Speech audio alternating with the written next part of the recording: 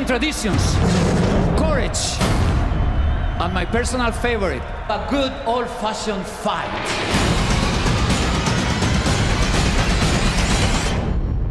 Hello and welcome to Smarkamania episode 17, This Week in Wrestling. And by This Week in Wrestling literally for Lucha Underground. So I guess all of our episodes of Smarkamania so far have been about a specific pay-per-view or a live show we went to. So I guess this is like we're sort of feeling it out. Like, how is this show going to move in the future? Where are we going to? Seems like doing pay-per-views, that's cool. That's like, especially if it's a new one, we're going to watch it anyway. And the old ones, it's like a nice little contained time capsule. Maybe somebody wants to listen to a review of Gab 2000. Who knows?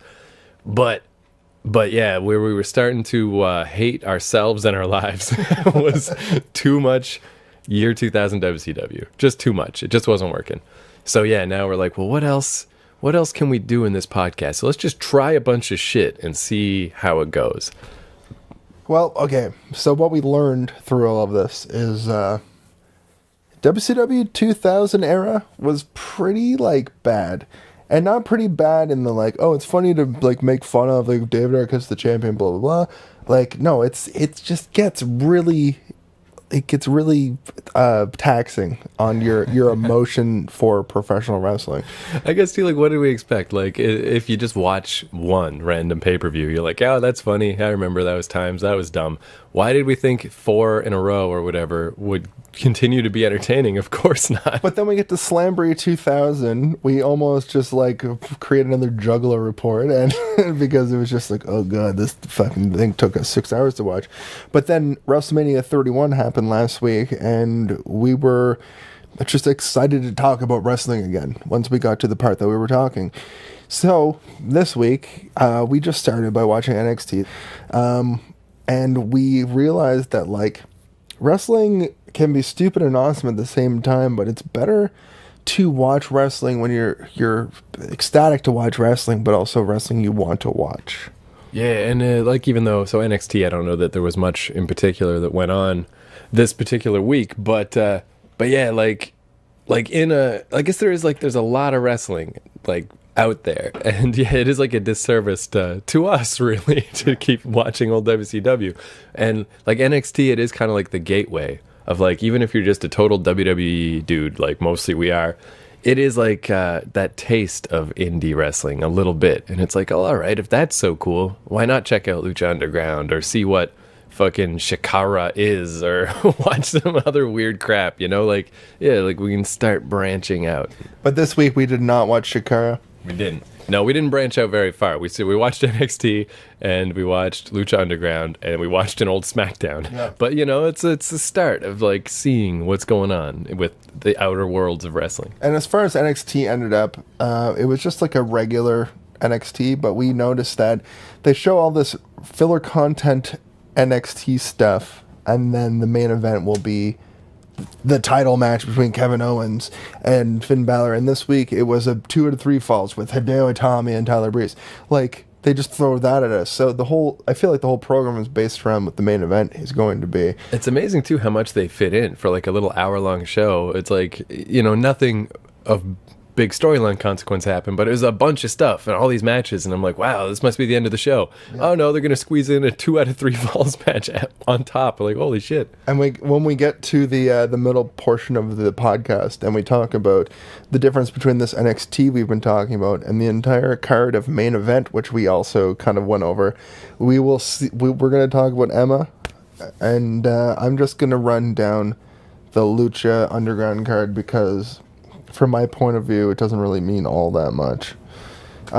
So 3 big black dudes walk into the office of the Vince McMahon style character. Do we know what his name is? Yeah, his name is... I think it's Del Rio, but not spelled like that. Dario starts with a C. Dario Suerte, something like that. So anyway, the Vince McMahon character, this is totally shot like a grindhouse flick. It looks like a shitty movie.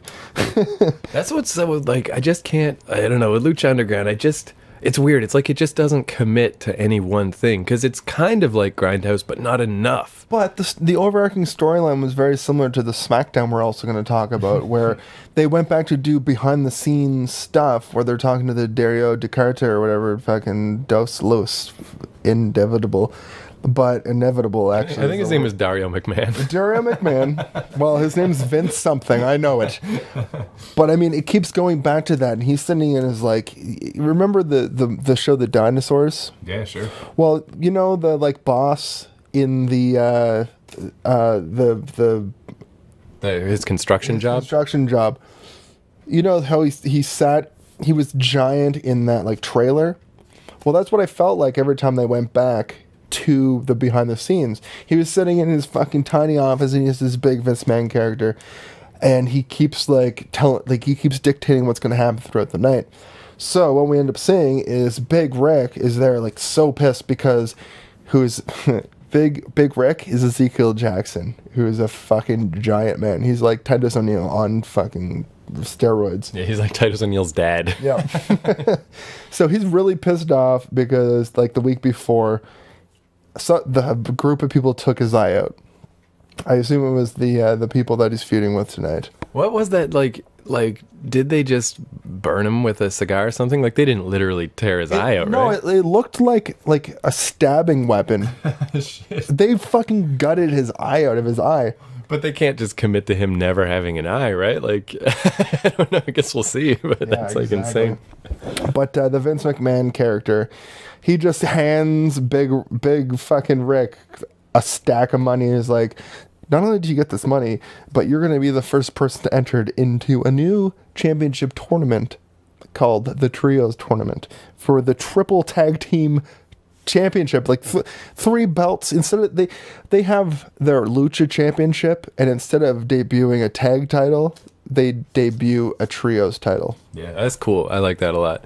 That's where like I really hope Lucha Underground can kind of hook me in, because like it's kind of like this with all this stuff. Like I watched NXT a little bit, but it wasn't until Kevin Owens that suddenly it really got me. Yeah, absolutely. And like TNA, I would tune in once in a while, and nothing quite got me. And like Lucha Underground, same thing. It's like I just need something to really pull me in, and it just hasn't yet. Well, fuck, man. I'd rather be forced to watch Lucha than be forced to have TNA as the only alternative. Like imagine the trade-off of you have all of the indie wrestling you can watch pirated, or you can have TNA as your WCW, as the only other wrestling you know about. And obviously the ultimatum there is not a big easy to figure out changeover. You clearly go for all the wrestling, but well, you know what? That's what's so weird about Impact is it seems like if I want more wrestling in my week, of course I should go watch it because it's got all these people I recognize and stuff that I know. But instead, I literally end up watching SmackDown, and then sometimes I watch Main Event, and sometimes I watch Superstars. Like I just go so far out of my way not to watch TNA. Well, I never sometimes watch Lucha Ground though. Yeah, right. Or sometimes watch CZW or PWG. Yeah, I think, well, especially those ones, like they are so indie looking, where, yeah, that's where I like Lucha Underground. I could get me is like, at least it's like a TV show. Even Super Kicked that we go to, we turned on PWG for like 2 seconds, and we turned on CZW for 2 seconds, and we saw it's literally in like a small ballroom, and it's with a shitty production quality. But when you go to Super Kicked, they have this like the above part, the fucking where you look down. The balcony. They have the balcony. And then on the main floor, they have a bar. And of course, that's the thing I remember the most. You're the color guy, and I'm the guy that remembers the name balcony, the word balcony. Sweet memory. I'm the technical guy. Yeah, sweet memory of a wrestling move there. Fucking Michael Cole. But yeah. Like for indie shows, yeah, like Super Kicked, which I guess, well, like, the videos are online. Actually, the video on YouTube of the Grado Dance Party, you can totally see all of us up on the balcony. Nice. Like just chilling, just hanging out up there. How did you find... Well, we'll talk about it after the show, but I'm going to know how you... Okay. Anyway. I don't know, I'm subscribed to the Super Kicked YouTube channel, that's all. Oh, nice. but yeah, like Super Kicked has got such a good vibe and is so cool. And yeah, like I'm just kind of over just this plain Jane indie wrestling that just looks like a high school gym. It's like, fuck that, man. Like, get some lights, get something. Well, speaking of Superkick, they go from this behind the scenes promo, like it looks like a grindhouse flick. It looks like a bad movie, but then they come back and like Superkick usually shows like live music for a while. They come back and this like Sergio Leao or whatever is just playing. You said it was like Mexican Motorhead. Just for a second, he reminded me a little of Lemmy, but then not, because he's just a mariachi guy. Yeah, but like her metal mariachi is something I want to like delve deeper into. Well, that's something I wonder about Lucha Underground is, I mean, I guess it seems like their whole niche and how they kind of got going is like they're trying too hard to fit a specific demographic. Like, it's mariachi music, it's Dario McMahon, who's really not imposing, not a good actor. There's no reason for him to run the thing except that he's like a Spanish guy, and everyone in the crowd is Latino. Like, it's too much. The El Rey Network, like, calm down with this shit. That whole thing that you're saying about how it seems so ridiculous that they go back and do these really bad movie style promos behind the scenes and then they fast forward and show the wrestling match and it looks like wrestling. I feel the opposite that you do. I think that it really creates this cool aesthetic that if you watch it from like a film major's point of view, you'll see how bad it looks. It looks like the acting in Sharknado. But there's the TNA. Their behind the scenes thing came from the wrestlers being like, I don't want to be filmed behind the scenes. So now it always looks like the camera's coming from around the corner and they're being caught saying all these things. Didn't WWF do that for a while too? They had like hidden camera shit going on? Not really. Not outside of like GTV. Right. It's always been like everything in the frame has something to do with what's happening between the wrestler that's saying what he doesn't like about the other wrestler. TNA, literally, the storyline they based around somebody probably like fucking Rude being like, I don't want to be shown when I'm doing my backstage dealings, and Samoa Joe's like, yeah, and then Sting comes along and he's like, maybe you take the camera and put it over here, I'm the Joker, blah, blah. And that's the story of TNA. That's See, that's the thing, is like I like that Lucha Underground is experimenting with stuff. I just feel like they're not nailing it, but I'm glad that they're trying. It just does feel real weird, like, to jump ahead a little in the card where Johnny Mundo, fucking John Morrison, he has a whole match and it's all cool and stuff and it's like a wrestling match. Well, I'll just say, to move on, right. He fights Angelico, which is this other dude who is just like a white dude with like his Angelico, and that's pretty much his gimmick. He looks like a traditional Hardy Boy. He's got stitched on pockets on the back of his pants, but he's fighting Johnny Mundo, who of course is John Morrison. Right, and he's from South Africa. Like, that's what's like. Maybe that could be cool if they leaned more toward the world wrestling stuff instead of trying so hard to pretend this is by Spanish people for Spanish people, because it ain't. It's just not. It's like half the guys are white, and it's just like, yeah. This product especially, you go to Japan though, and it's by Japanese for Japanese. But so they have this match, and it's and it's still like cool. It's got this cool vibe and good production values. But then when John Morrison walks backstage and has a backstage segment with Alberto El Patron, the vibe changes so much, where suddenly there's camera angles and intense music, and it just feels like a different show. That's the only problem to me. The thing I wanted to talk about in this match, the main point I wanted to make is in the Aztec Arena, the ring is in the middle and it's a very small venue, so you just have people sitting there. But there are some parts where there's like a barricade that's lifted up on like a cement block. And this is the only match that they actually really did this. And I thought in the Columbus, Ohio, Arnold Schwarzenegger festival or whatever they did, in that arena, they had the perfect opportunity to do NXT moves to each other off this barricade thing on a cement block. In this, they actually did. It was the only spot of the night where they did this, but Johnny Mundo goes up and gives him like a really devastating maneuver from it down onto the mat. And I just wanted to talk about the fact that they did that. That was cool. Yeah, and that's the thing too, is like this Angelico, he seems really cool, and like, yeah, like I'm gonna try to stick with Lucha Underground long enough to establish patterns and for me to understand what's happening. At this point, we do actually go back to the Vince McMahon character in the back. The sexy star, I think is her name. Right. She was the blonde girl in the Batman mask. We get her talking about avenging her. No, actually, sorry.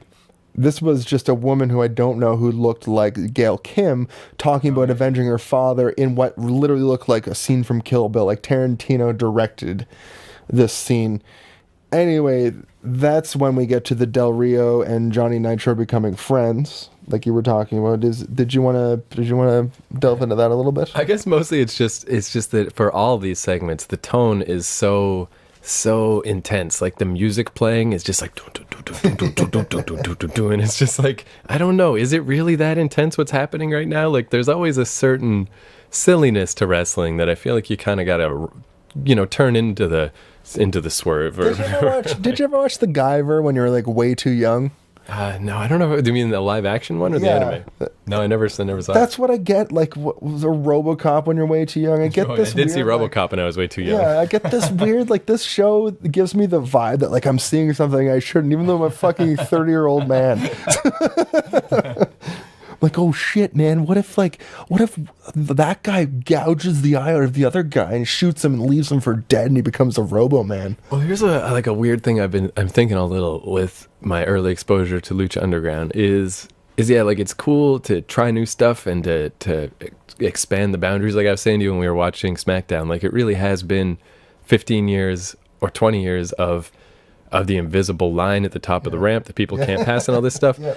But maybe that shit really works. Like the kind of reality TV backstage, just camera guy following people around. And even storyline wise, like instead of these short films that are setting up these complicated murder plots, like just subtle changes about things that happen in the ring lead to stories. I think at WrestleMania 31, Triple H said it best, where he had all of his robots up on slightly different leveled platforms from one another.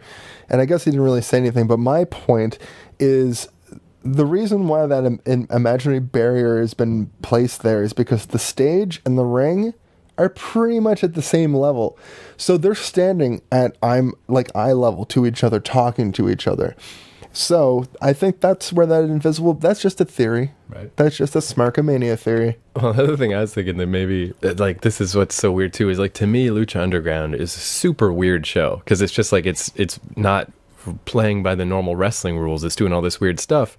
But the normal wrestling rules are only the normal rules because that's what I'm used to. Like, if you showed somebody Raw who's never seen it, that's a super weird show. Nothing about it makes sense. If somebody who's only seen like upper cable dramas like Breaking Bad, Sopranos, Game of Thrones, and you were like, this show is exactly like Game of Thrones, and since that's the only thing you've ever witnessed, watch this week's episode of this show, and it's just Raw.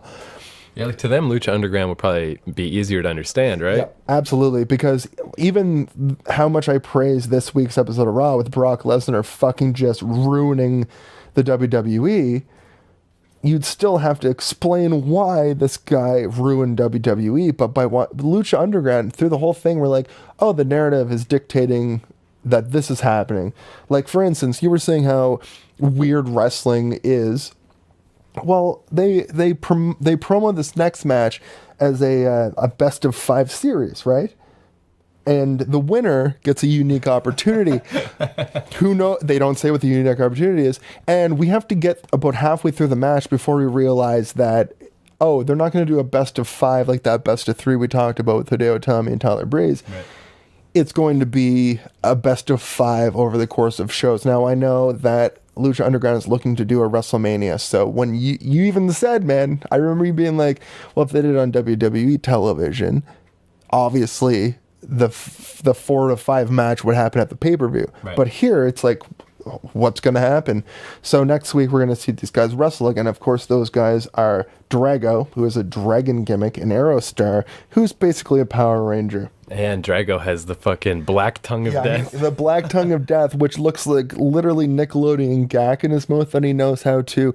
You know when you're really hungover or like you've been eating a lot of like chips and cookies and you get that like good saliva? It looks like they color that black. And when you know in Big Daddy where the kid spits to the floor and brings it back up, that's what he did with like a black goo. And he did it twice, which means he had to have this gimmick in his mouth the whole time. It kind of looks like the Spider-Man symbiote, right? Like, Yeah. but it's only on his tongue. It's like, eat pussy. It's like turns him evil. Awesome. So Aerostar is the Power Ranger.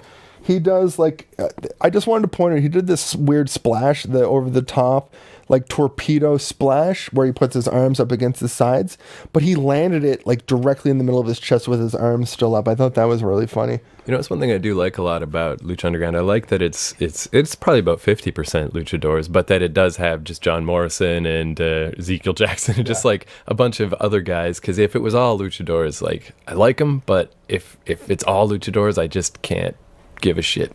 It's like, why does everyone have a mask? What is this shit? That's what I thought at first, but I'm growing to like the idea that they haven't brought in the fact that if you lose your mask, you're shamed. Once they get to a point where they can do mask versus hair, like a regular, like Johnny Mundo versus a guy in a mask versus hair, that's going to be awesome. Mask versus mask, 2 years from now, it'll probably be when that starts happening. I think that we're getting Shikara put into a program. I think that's what the soul and heart lies in, having trios tournaments and only a championship, and that's it. And everybody has to build themselves based on their worth. Yeah, I wonder if, because like the little bit I know of Shikara, it seems super great. I have a feeling I would really like it, but it is like Roadrunner cartoon version of wrestling, and it does seem weird. Yeah. Like Lucha Underground gives me that vibe when you first watch it of like, this is like Saturday morning kids wrestling, but then the backstage stuff is like dun, dun, dun, dun, dun, dun. So, and Shikara has the gymnasium filmed with a camera aesthetic too. So I really do appreciate the production value. Like when there's that many credits before a show and that many credits after a show, you know you're watching a show. I think Lucha Underground, it doesn't feel as much like wrestling as Raw does to me. It feels more like a special thing. I don't know how to get into it yet. you know what it actually kind of made me think of too is like how like in Tokyo Drift, there's this ridiculous bullshit where the way that movie ends is I don't even remember the guy's name because he was only in that one movie, but he gets in trouble with the Yakuza and they're like, tell you what, let's race for it. You know, like ridiculous. You're not going to deal with the Yakuza in a race. That's what Lucha Underground reminded me of, where it's these big epic problems of like, my eye got gouged out and my dad's dead, but let's deal with it in the ring. It's like, why don't you just shoot someone in the mouth? Like, why would you wrestle them? Yeah, so it's a little weird, but I mean, I guess, I don't know. This is a wrestling show at the end of the day. And at the end of the day, fuck. Wouldn't it be great in Lucha Underground if they're like, tell you what, let's race for it. And they just drag race around the block. I would be so angry because it would be sponsored by Fast and the Furious 8, and I'm going to lose my mind when that actually happens. Honestly, El Rapido is... Cazadores! Anyway, Drago wins with that weird like spider roll up. Remember where he just schoolboyed him, but he connected his legs with his legs. They did like a weird sex thing, I'm sure of it. God damn it, keep fucking talking about the Fast and the Furious and these fucking boys. Anyway, we get another Vince promo, and by Vince I mean Del Guerte de Senio, where we have Angelo, the white dude from before, a wrestler who's just a big lumberjack looking dude with a black mask on called Havoc, and his girlfriend. They must compete, but they don't actually, because Havoc, they don't actually, they're going to be on next week in the trios tournament, those three people I just mentioned, but Havoc and the girl argue over who dumped who. So we got a little bit of that, like, that WWE appeal here. We got to see some dumb fucking romance bullshit. And Dario did totally shame them, too. He's like, you jerks always lose. Yeah, true. You suck. You guys only care about your dumb relationship. I fucking love Dario McMahon. So, okay, we get to the main event, It's the first match in the trios tournament. We got the Mac, Killshot, and Big Rick, who of course are All Black Everything, hashtag All Black Everything, versus Sexy Star and her beau, I guess, Superfly, and Pentagon Jr. Oh, that guy was cool, man. Pentagon Jr., not only does he look awesome, he's got this like Bullet Club Japanese appeal. He wears a mask, but his jaw's painted, so it looks all weird when he talks. He's super like badass, like he's black and white. He looks like if La Parka was part of the Attitude Era. He's fucking phenomenal. And he refuses to speak English, which I appreciate as well. It's cool. He's subtitled. We get subtitles that say that his partners are weak, and he's gonna win the entire trios tournament on his own. You know what? I guess it's the thing too. When you first get into something, like, you know, you just got to pick someone to be the initial person that you like or to get into. Because I was thinking how this guy, immediately I was like, oh, dude, this guy looks cool. It was just like when we watched ROH, and I just immediately was like... Simpa. Champa. I was just Ciampa, like, yeah. look at that guy. Look at his fucking Dr. Doom mask. We got to see he's him the best. live on the show that we did not record. Let's just do a quick rundown of Super Kicked. Yeah, Super Kick this month had Tommaso Ciampa and Roddy Strong, and they were both super cool. Man. I'm a Roderick Strong fan after seeing all of that. I guess he was his like work rate.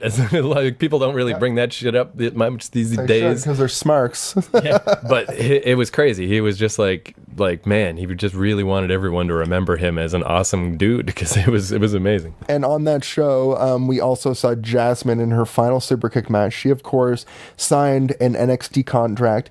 She wrestled a match with Taylor Hendricks, which was phenomenal. Well, it wasn't phenomenal. It wasn't as good as a WWE Women's match at this point, but she won, and then she was about to get on the mic and thank the audience, and then the pig cops came out and So bizarre. fucking destroyed her. Like, it's insane. So we've inceptioned into this already. We're about to take this is the podcast for this week. Yeah, this is our weird random mess of a shit podcast. It's not a mess, because I'm gonna bring us right back. You know what I was gonna say real quick though is about Taylor Hendricks.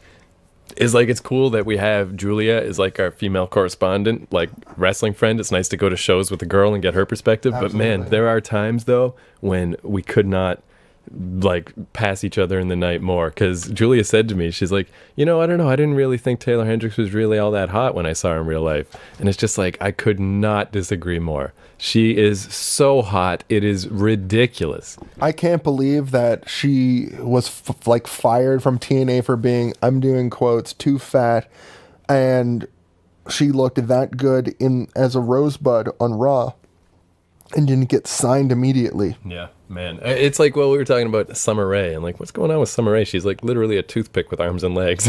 Like, yeah, Taylor Hendricks is not.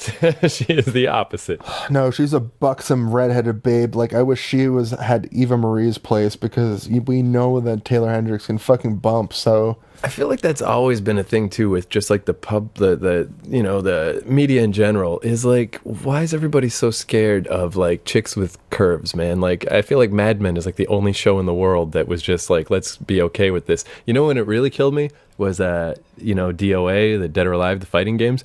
I really actually liked the DOA movie. It was really funny and stupid, but none of the chicks were the right chicks. no, I agree with you, and I did I also like the DOA movie. I felt that like having Jamie Priestley as the blonde one. I don't know what the names are, but Christy, I think, Hulk Hogan's daughter. Yeah, that was the wrong choice. Like, yeah, like if there was ever a movie where they should have had top-heavy fucking women, that's the one. And even in that movie, they won't do it. Make it more of like a hilarious B flick than try to make it a shitty Yui Ball fucking attempting doing a good movie with terrible source material, Yeah, just bring back like some Russ Meyer action. That'd be sweet. But So anyway, just to give you a little bit of backstory on, speaking of backstory, just give you a little background on the reason why the trios division is so prevalent in Mexican wrestling history. Back in the CML, AAA days, you really had a situation where they were just trying to hire all the wrestlers up and sort of like create superstars out of who they could. But that means that, much like the brand split era, if they hadn't done the brand split, I'm sure there would be a triple tag team title. They had to give boys jobs. Right. So they created, in the Lucha backstory, they created a triple tag team title to allow any weight class to compete against each other for belts. And I just, that credit goes to Vampiro and Matt Striker for telling me about that. I think that's really interesting. Even if I cross-addressed Wikipedia, I'm sure that would tell me the ultimate outcome. So that's one thing I really like about Lucha Underground, is where I'm a little up and down on the way they tell the stories. I find a little weird, but we'll see if I get used to it. But I love those two guys as announcers, because I just tune out of the WWE announcers because they're always talking about something else, or hashtag send a text to your friend, or whatever dumb shit they're talking about. And yeah, this really is just like actual commentating. That commentary was 10 out of 10 on this. Yeah, it's real good. I always thought Vampiro would be like terrible at commentary. Like the first episode of Lucha Underground I watched, I was like, I don't really need to hear him talk about things. But their dynamic now at this point at an episode, it must be like around 20, or maybe even higher, maybe like more like 35. It seems like Matt Striker gets to literally do the straight man commentary, but he's so interesting that you're focusing on him as a singles guy, and then you have Vampiro who's providing color, and his color is just like, it's almost as on point as the straight man, you know? Right.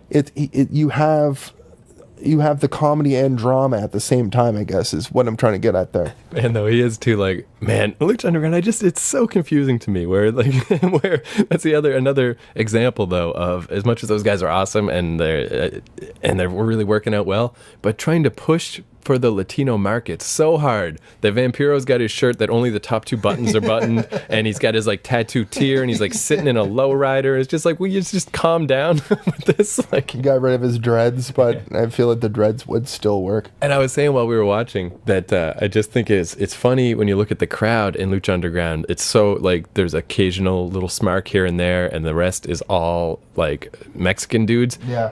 But this time there were all Mexican dudes in the crowd. No white people in the audience. If there was one place that the Mexicools would play, it would be this arena. I don't know how they'd get the fucking lawnmower out, but Jesus Christ. Could you imagine if like Lucha Underground like started trying to just grab ratings and they started being racist against themselves?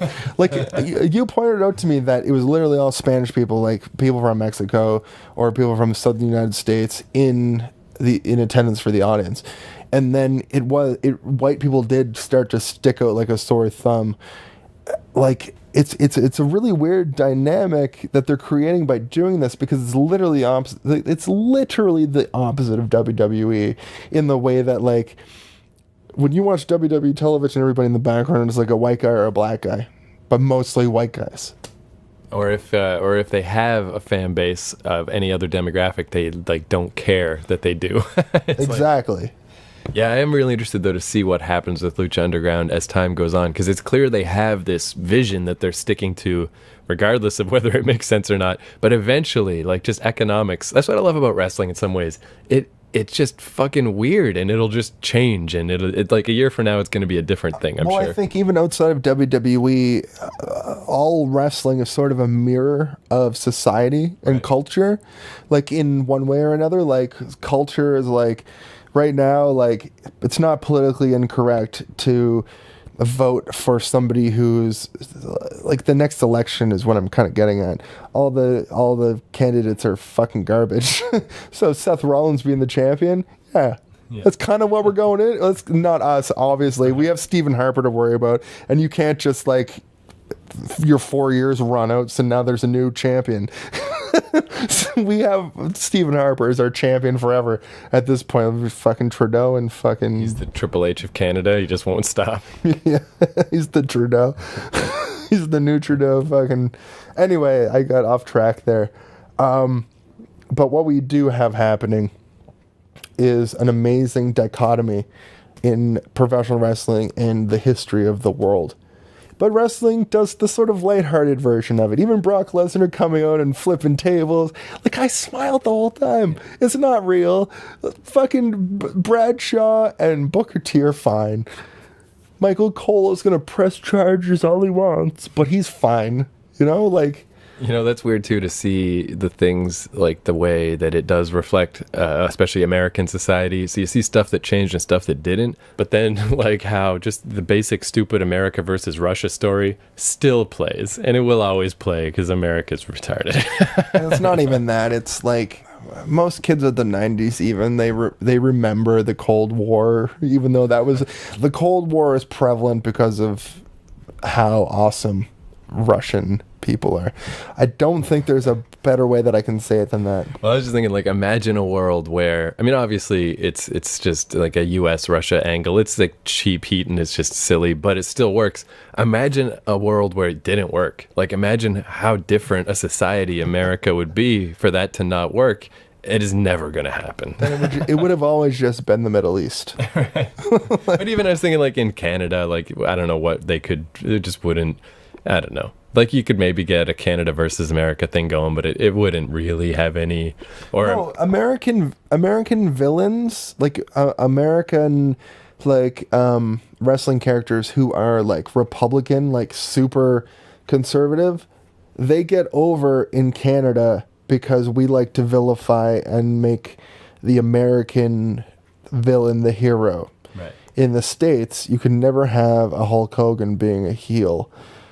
Even Hulk Hogan turning heel didn't mean that he was, I am a real American version as a heel. He was like, I'm going to Hollywood. I'm a douchebag. Like, he had to do that.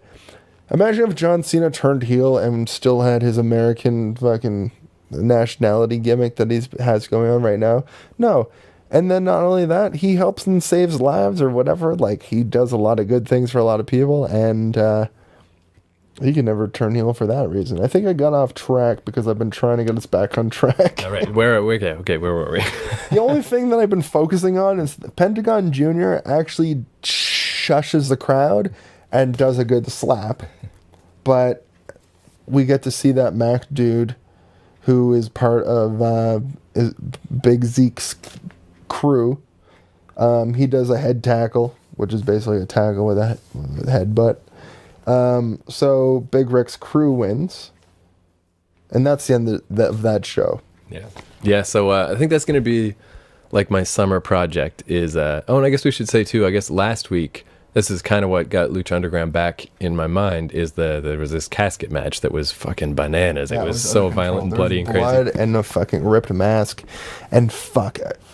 And I'm not like necessarily a fan of violence for violence's sake. Like, I don't know, when we get into CCW, I don't know that I'm going to be into it. We'll see, maybe. I kind of like the silliness of wrestling better. But that casket match was super awesome. I made a promise on like the second episode that we would watch a CCW pay-per-view, but it's really hard to get your hands on CCW, which may speak for the brand. I don't know. And I feel like that'll still be a thing. Like, we'll watch once and be like, whoa, crazy. And then that's fine. Like, we're not going to. But I think my summer project is going to be, I'm going to stick with Lucha Underground, and maybe we'll just check in once in a while, or if they have a big event, I don't know, if they do get their WrestleMania type shit together or whatever. And and just see where it goes. I'm willing to. I got an hour a week. I can give it the time. Fuck it. Hey man, same with me. My summer project is to catch up to The Walking Dead, comic book wise, to where they're in the series and go further. And that's how you do a transition. So now let's talk about, we'll gloss over this real quick. I'm pretty much going to cut you off with what the next match is, but we watched Main Event tonight. Oh, yeah. Main Event for April 1st, 2015. Also, Lucha Underground was April 1st, 2015. The following contest schedule for one fall is for the next match. Cameron and Summer Rae versus Emma versus Paige. What we noticed is, from the NXT we watched earlier, Emma was doing her pouty, like, you can't get over on the main card unless you know how to get over, so you may as well stick to NXT. Then wrestles a match. Then we see her on Main Event, and she's wearing makeup. Her hair looks sexier. She's wearing a sexier outfit, more cleavage. she no-sells any of her like signature things that she does, like the stomp before she does that splash at the bottom of the turnbuckle. Emma sandwich. Yep.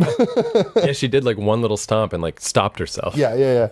But she still did all her moves. But she didn't, like on NXT, she came out and did a parody of herself doing the arm thing. And then on this, she didn't. She just her gimmick was completely different. It was the weirdest Venn diagram of storylines and characters converging with themselves. I don't know. Well, that's too where I think it's neat in a way, even though it seems like talking about main event and Lucha Underground in one night makes no sense, but it kind of does in a way where basically like what Lucha Underground does, I thought is what I wanted, like better storylines, more coherency, things with more production value. But I think maybe in reality, what I like is stuff like that. Just like noticing that Emma looks and acts a little different.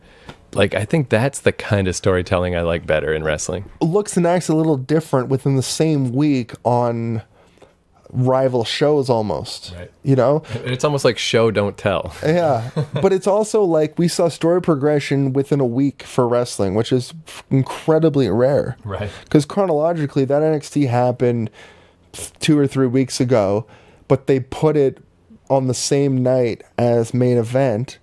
So if you were just like watching, if you somehow had the ability to watch British television or had DirecTV and could watch it, and also had the network and you watched them in chronological order, there was continuity there. But yeah, one thing I like about stuff like it does feel like the Emma storytelling like actually made sense this time, but it might just be almost like coincidence, because that's one thing I kind of like is it's sort of similar with like comic books or even just shit like Buffy the Vampire Slayer or whatever. It's like the fans fill in so many gaps. Like we come up with reasons why things have continuity and make sense even when they don't. And I like that with wrestling too. It's like, oh, maybe that's because of this or this is because of that. And it's not anything, but you know, we can pretend that it is. No, we make up all these reasons for the reasons why Roman Reigns feels the way he does, because he's so booed, but he's still so psyched. And we're in our heads, we're just like, well, you know, maybe he's taking that, he's going to turn it into becoming a heel. Well, he's never going to become a heel, but at the time, it's what makes us feel better. Even stuff like with Wrestling Isn't Wrestling about Triple H's, you know, like 20-year storyline. It does kind of work and it all makes sense, but totally by accident. It's only because he's been around so long and just so much random stuff happened to that character that we figure out how it makes sense in our brains. That's you know? True. I guess at the end of the day, we watched 2 pretty good programs, actually 3, but actually 4 really good programs. And of course, Lucha Underground, being the show that it was very good. And I think I might watch the next episode after this. Yeah, I'm definitely going to stick with it for a bit and see where it goes. Yeah, so I guess that's kind of the theme of this weird episode of this podcast is like, yeah, just trying stuff. Just trying different stuff. And let that be a lesson to the listener, because you should just, if you ever feel like WWE is not giving you what you need, either watch old on the network WWE programming or just watch new wrestling. You know, that's one thing that's funny too, is like I have really fallen off with TV lately. There's very little like real TV that I watch. My friend Brad watches everything, so he's like, oh, this show and that show, and you should check these out. And I'm like, yeah, whatever. But I just keep watching more and more wrestling. I still watch a lot of TV, but it's all YouTube videos and wrestling. Yeah, no, honestly, yeah, I have a very strict regimen of television shows that I watch as well. But it always goes back to wrestling. It always goes back to YouTube as well. It really is ridiculous. Like, I watched SmackDown this week for no reason. Just like, yeah, fuck it. Like, I don't know. There's something about wrestling. It's so nice, also, like, so casual to watch. Absolutely.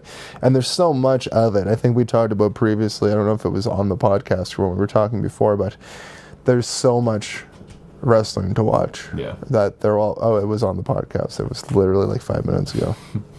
Yeah, if we ever get to a point where we run out of wrestling, then we have a problem. Like, I've watched all the wrestling. Episode 9,434. We watched the final episode of Raw. So, this has been Smarkamania, a Keith Courage production, and my name is Jason Phillips. You can find me on social media, Twitter at SpiderHero, youtube.com/SparterHero. Yeah, and I'm at Keith Courage, of course. So, so I'm sure in future we'll keep whatever pay-per-views happen, we'll talk about them and stuff. And then maybe we'll try this for a little while, just random reviews of random wrestling and see what happens. At the end of the day, I'm really glad that we did not watch fucking Slamboree 2001. Not that it exists or happened. I'm glad that we didn't... Okay, honestly, I gotta break kayfabe a little bit here. We are going to cover a Halloween Havoc. But I don't want to cover Halloween Havoc. I want to, like 2000, I want to cover Halloween Havoc when WCW was good. So because, like 98? Or? Yeah, like Halloween Havoc 98 would be a WCW event that I'd like to do. Because a lot of people say old WCW is good if you're into that, but it's a whole different thing. Like old wrestling, it's different. But, this has been a great show. We don't really have an outro. I guess too, like in general, just because it really is like, man, winter was like awful this winter, and now it's springtime and everything's nice, and I think that just kind of changes the vibe in the air too. Of like instead of hunkering down and figuring out a plan for a podcast and executing a vision, it's like let's just fuck around for the summer and see what happens. Yeah, it's true. So next winter we're going to finish our 2000 series, WCW 2000 series. For in the interim time, we're going to cover many events, and it's going to be good for your ear holes. Your brain internet, your symphony of the mind is going to be well executed, and that word when you look at somebody's brain and like you say, hey brain, like get stimulated. Yeah, the stimulation is the word I was looking for. So stimulation.